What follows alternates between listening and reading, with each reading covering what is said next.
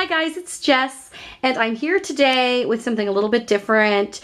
I am going to do the mom tag today. I'm going to be answering some questions about motherhood. I was unofficially tagged by Krista Bowman Ruth, whose page I will link below. She tagged everybody, and I've been dying to do a Q&A on this channel for a while. And I thought this was a really good opportunity to kind of do one. So thank you, Krista, for tagging everyone, and I love your channel. Okay, so first of all, how old were you when you had your first child? I was 27, and obviously this is her.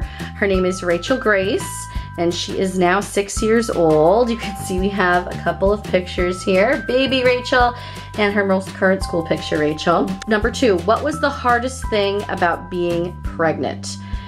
Well, it was basically just putting my life on hold because I really was just so tired and sore and uncomfortable that I went to work and I came home and I just kind of lied on the bed. I mean, I would do things, but I mean, I just felt like I couldn't do everything I wanted to do, and that's really hard for me as a person. I like to be very active. And it was really difficult. I felt like my whole life was on hold for 9 months. That was probably the hardest thing about being pregnant. Can you think of any good things that you enjoyed during those 9 months? Obviously, the miracle of being pregnant and feeling her move and grow. That was great. That was it, though. I hated it. I hated being pregnant, guys. I'm sorry. It was not one of those joyous, beautiful things for me. I really didn't like being pregnant. It just interfered with my life so much. And it really interfered with my job too, because I'm a singer and I had a lot of trouble singing while I was pregnant. I still did everything I was supposed to do right up until the 9th month. But it was really hard, guys, for me to be pregnant. I did love feeling her move though. That was great. Okay, next question. Were the things you heard about childbirth accurate or way off? Well, they were accurate because absolutely no birth story I ever heard was alike. So I don't think there's any set way to do things. My very brief birth story was that Rachel came a week early. I wasn't expecting it. I had contractions all day. I didn't think I was in labor. I was assuming it was false labor, so I was kind of ignoring it. They were not regular. Eventually, we went to the hospital because they kind of kept happening, and they're like, oh yeah, you're ready to have a baby. Literally, had progressed so much on my own that I was probably only there in labor and delivery for 2 hours, and I was so far gone that they couldn't give me any drugs or epidurals, and I was like all for that. I was like, please give me all the drugs, and they're like, it's too late now. I'm not going to get into any details. Maybe I'll do like another birth video. But after all of that, I ended up needing an emergency C-section, and she was fine. But it was just crazy. I was expecting to be sitting there for like 24 hours or be in false labor for 3 weeks, and nope, she was early. Okay, maybe it wasn't what I expected then. Okay. I guess I didn't really expect much though. Okay, next. Would you have handled childbirth differently if you could redo it? No, I don't think so. I don't think people have as much control over the way they want to have a kid as they think they do or would like to have. I mean, there's almost every story is like, well, I wanted it to go this way, but it ended up being the complete opposite. So no, I don't think I would have handled it differently. I don't think I had a choice. What would be your advice for someone who is about to have a baby? Just try to relax as much as possible. It's hard. I was having severe insomnia toward the end because I was so nervous. But also trust your instincts because mom instincts are usually right. Okay, what has been the hardest thing about being a mom? For me, personally, it's been not having time for myself. I'm the kind of person who is a loner, and I like to do my own thing when I want to do it. You know, for instance, when I first started dating Adam, I almost broke up with him for about a month because it was such a big change to my life and my routine. Like, I loved him, I obviously still do, but I really had to fight against myself. It wasn't that extreme when I had Rachel, but I find it very, very hard to have any time for myself. And you think it would get easier when they get older, but actually, in a way, I have less time now because with school and her after school activities, which is really just ballet right now, I'm just finding it's really, really hard to have any time for myself. That's the hardest thing for me about being a mom. What has been the most rewarding thing about being a mom? So much, but I love being a mother. It's definitely the hardest thing I've ever done, but it's the best thing that I've ever done. But the most rewarding thing is probably just teaching Rachel and guiding Rachel through life and helping her make the right decisions and teach her right from wrong. And I just love watching her grow into this kind and smart and loving person, and she's really awesome. What was the most surprising thing you discovered about being a mom?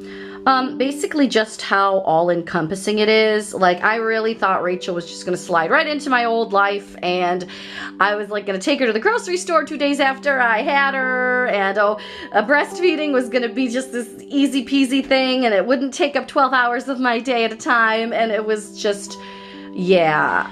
What is the best memory you have involving your child? Ugh, so much. I mean, almost everything is a good memory, but probably one of the better or best memories I can think of is actually an early memory that I alluded to in one of my other videos when I was talking about my skating fandom. Rachel was probably about 3 months old, and I, was watching the World Figure Skating Championships live on Ice Network, and she was like awake and she was just playing on her playmat, and I was playing with her and I was watching Worlds at the same time.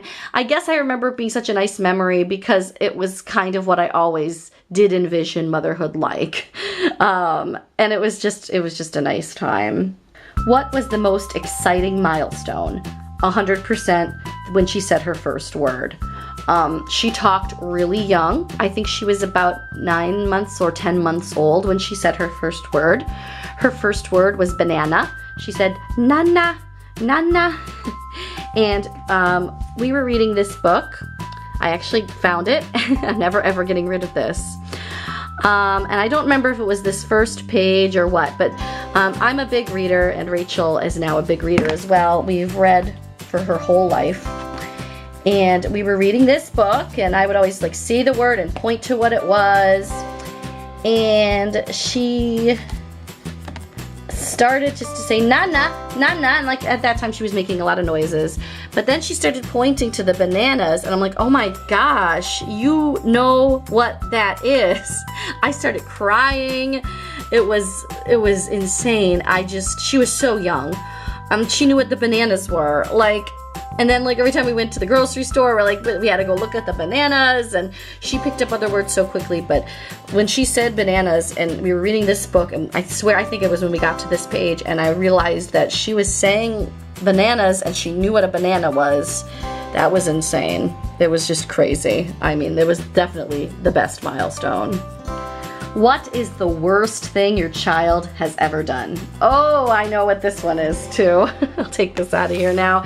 It was the Kmart meltdown. Probably when she was about 3 or 4. She might have been younger, probably 3. And it was a day where I think she was really tired from school. She had swimming lessons in preschool, and it was a swimming day, and I think she was tired from that. And after class, after school, I took her to Kmart. We had to run some errands, and I think she wanted a toy, and I didn't want to get her a toy, and she had the biggest screaming meltdown ever. It was awful, and it was so embarrassing, and it was so bad. I kept trying to just calm her down and calm her down. I wasn't going to give in and get her the toy. I wasn't going to do that, and I didn't do that. That probably would have made it stop, but I wasn't going to do that. But it was so bad that I didn't even think I could get out of the store, so I had to leave my cart full of items. I had to leave it in the middle of the store and carry her out screaming. Like, people were coming over to us. She kept yelling, screaming, help, help, help, help me. Like, it was so embarrassing for me, and it was definitely the worst thing she's ever done. And she remembers it. Maybe she was closer to 4. I don't know. And we still talk about that sometimes. But that was horrific. What habit do you wish your child didn't have? Basically the habit of not eating or being a picky eater. She's an incredibly picky eater. She barely eats anything. Luckily, the stuff she does eat, she eats a lot of like fruit. She really likes fruit. She likes cucumbers. She does like lettuce and spinach, although not as much. She doesn't like any hot veggies or anything like that. She'll only eat really chicken nuggets for dinner. She likes Annie's mac and cheese. She will sometimes eat pizza, although she gets really weird about it, but she does like pizza every once in a while. It's so hard to get her to try new things. And even though I know she would like other things, she does like ham too. But yeah, and she'll just like stop eating stuff. Obviously she would eat snacks all day, of course, but not that we let her. But that's the one thing that I wish she didn't have, was the picky eating thing. And it's hard because I was also a picky eater, although I definitely think I was not as picky as she is. But that can be tough. I hope she outgrows it. Okay, which habit of theirs makes you the most proud? Rachel is nice to everybody. She's not mean to anyone. She includes everybody when she has like a birthday party. If somebody falls down on the playground, she immediately runs over and gives them a hug and asks them what's wrong. She's nice to everyone. She cares about everyone. And it definitely shows, because at school she's like friends with her whole class and everyone really seems to like her, and it makes me really happy to see that. I'm really proud of her. Do you share any similarities with your child, both physically and personality? Yes, I do, in both. She does look like me, I think. I think she's a good mix of me and Adam, but I definitely can see myself in her. Personality-wise, we definitely do. She shares my love of books. That's partially my fault because I've been reading to her ever since she was like a day old. And we're on to chapter books now, and she can read perfectly. Like, we don't even need to study it. She just knows how to read. That's my doing, I'm pretty sure. We also share a love of performing. It's just in our blood. I can definitely see her being on stage. She's going to have her very first dance recital next month, which I'm hoping to do a nice vlog about. So you can look for that, I hope. I don't know how it's going to go, but we'll see. So we definitely share the love of the stage and being in front of people. Anyone who doesn't know, my job is freelance singer / voice teacher, classical soprano, FYI. So I have a degree in vocal performance. One other personality thing we also share is definite moodiness and attitude. I can see a lot of myself in that respect when it comes to her, especially when I was younger and I couldn't control it as much. But yeah, and luckily I can see it in her, so I do understand where she's coming from, probably more than people did with me. Where would you like your child to be in 10 years? Oh my goodness, she'll be 16. She would have just turned 16. She'll probably be finishing 10th grade. She'll probably have a driver's permit. Oh my gosh. I'm hopefully, though, my most important thing, I hope she continues to do well in school. That's really important to me. And I hope she will be pursuing the arts in some form. I really hope that. And it doesn't have to be like music or singing, or a musical instrument. We're going to try to start her on piano eventually, probably around 2nd grade. And we're going to be putting her in choir in the fall, because she's just ready. She's like bored in music class in school because they've been singing for the first half of the year. All they were doing was singing their Christmas show stuff for months on end, and now they're singing their kindergarten graduation stuff for months on end, and she's bored. Yes, I really hope she will be pursuing the arts in some way. It could be singing, musical instrument. If she wants to continue her dance, she takes ballet now. I can see her wanting to continue with that in the future. She's mentioned jazz and maybe tap. She's also into gymnastics. I'm not sure if that's going to really be a real thing that's going to pan out. Adam and I neither of us are very athletic, but who knows? So maybe she'll be a gymnast. Maybe she'll be trying to get into the Olympics. Who knows? Maybe she'll be pursuing acting. She definitely seems to really like play acting, as I did when I was a kid. I didn't pursue that route, even though sometimes I wish I did. But maybe she'll be in, I hope she's in all the school musicals. I want to get her to Broadway. That's my real goal for Rachel. I want Rachel to be on Broadway. So we'll see. We'll watch this video again in 10 years. Maybe I'll do like a recap if I'm still even doing this in 10 years. So if YouTube still exists. What is something that having a child has taught you? Definitely to be more patient and to not show my colors as much and not to fly off the handle. Because before Rachel, I would really like, I have terrible mood swings, and when I'm terribly emotional, and when I get down or upset, I kind of bring everyone else down. And I found that when I had Rachel, I wasn't doing that as much. She actually really lifted my mood up. So I think she just taught me to control myself more. I keep my mouth shut a lot more now. I used to speak up and get into fights, and now I just kind of let it roll over me a little bit more, which I think has been much better. So she's definitely taught me just to be more patient and to keep my mouth shut. Did you imagine you'd be a mom at the age you became a mom?